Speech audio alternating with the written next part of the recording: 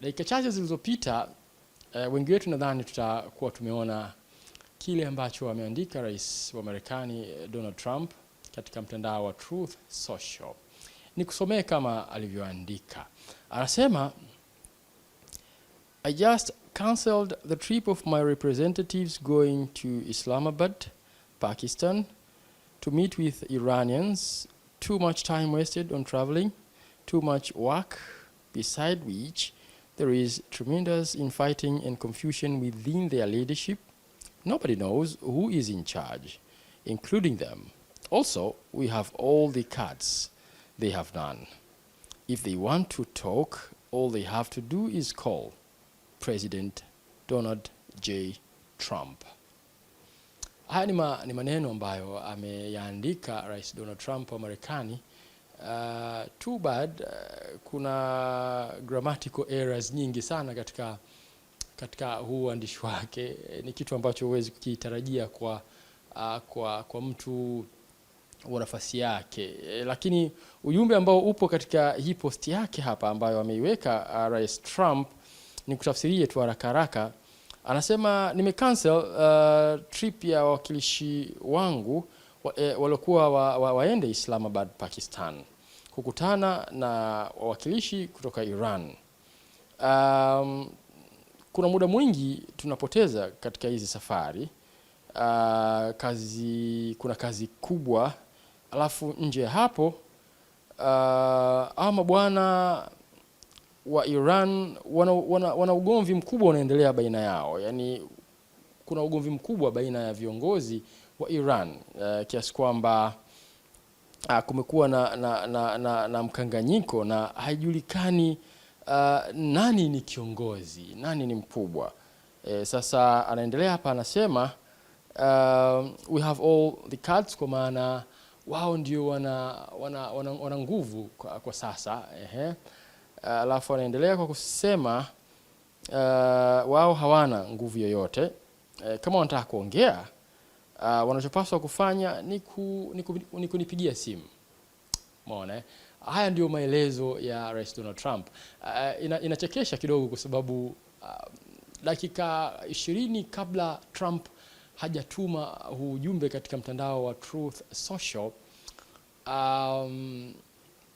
waziri wa mambo ya nje wa Iran Araghchi aliondoka Pakistan. Ilielezwa hapo awali kwamba alienda Pakistan, lakini dakika 20 kabla Rais Trump haja post huu ujumbe wake, inaelezwa kwamba Araghchi, waziri wa mambo ya nje wa Iran, alikuwa ameshaanza safari ya kuondoka Pakistan na kuelekea Kuwait, kitu kama hiko.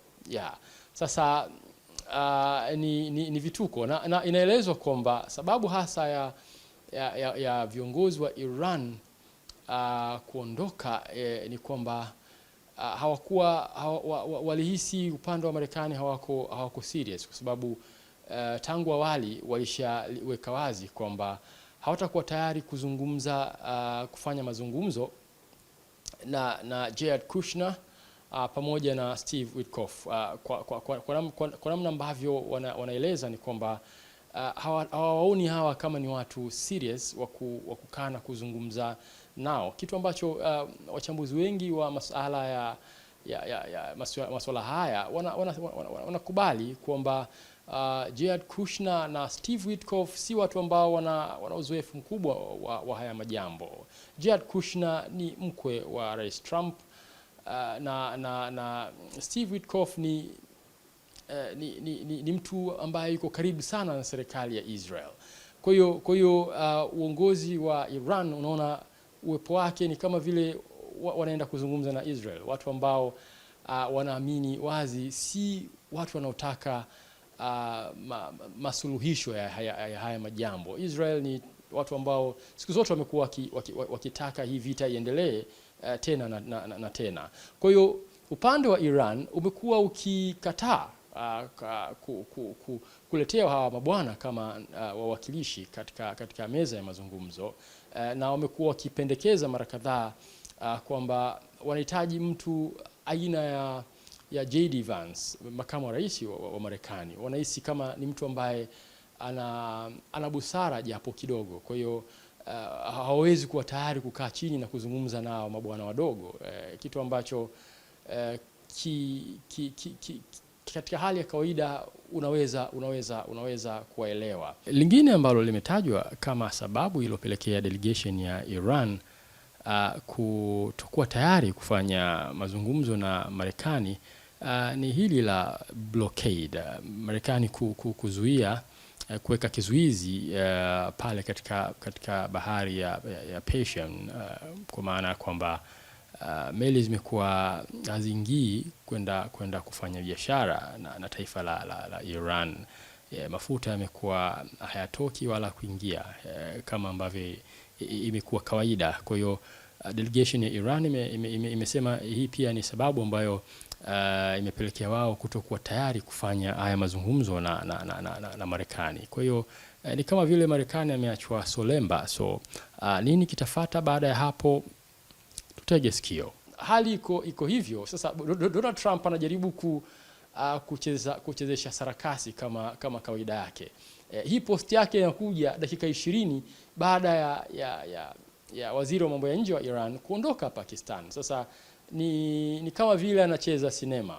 Ni kama vile anacheza sinema. Sasa kwa watu ambao wanamfahamu Rais Trump, hawapati naye tabu sana, kwa sababu wanamfahamu ni mtu wa namna gani. Kwa mfano, kwa wale ambao wamejaliwa kusoma kitabu cha bibi mmoja anaitwa Monique de Haas, How Trump Play Us. Kitabu kinamuelezea Trump katika namna nyingi sana. Nikupe tu summary ya kile ambacho kimeandikwa kwenye dibaji ya hiki kitabu. Wanasema ever wondered why you can't ignore Trump? Umewahi kujiuliza ukashangaa kwa nini huwezi kumpuuza Trump? You don't need to follow politics closely to feel it. Wala huhitaji kuwa ni mfuasi wa siasa, kuzifuata siasa kumfeel Trump, kufeel hizi heka za Trump. The constant headlines, yes, vichwa vya habari visivyokauka, the outrage, vurugu zake, mona, the sense that something isn't add up, ile hali ya kuona mbona kuna kitu hapa haki make sense, yani hakieleweki, umeona. What looks like chaos is actually a game designed to keep you watching. Hiki ambacho unakiona wewe kama vurugu ni mchezo ambao umetengenezwa barabara, umeundwa ili kukufanya wewe uendelee kutazama hii game, umeona. Anaendelea mwandishi, anasema one day it's one crisis, the next something bigger. Siku moja utasikia tafrani, alafu siku inayofuata kubwa zaidi linakuja, umeona. Yes, it feels unpredictable, out of control, umeona. Unaweza kuona kwamba mambo hayatabiriki, leo na hili, kesho na lile, umeona. Out of control, yani mambo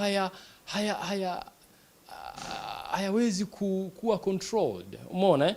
Yes, this is tragedy, a system built to capture your attention, amplify emotion and keep you coming back, umeona. Hii ni system ambayo imetengenezwa makusudi kukufanya wewe uwe una kimuhemuhe, Waswahili wanasema cha kutaka kufuatilia mambo, umeona, na kukufanya urudi tena na tena. Kwa hiyo hiki ni kitabu kizuri sana ambacho kinaelezea, kinaitwa How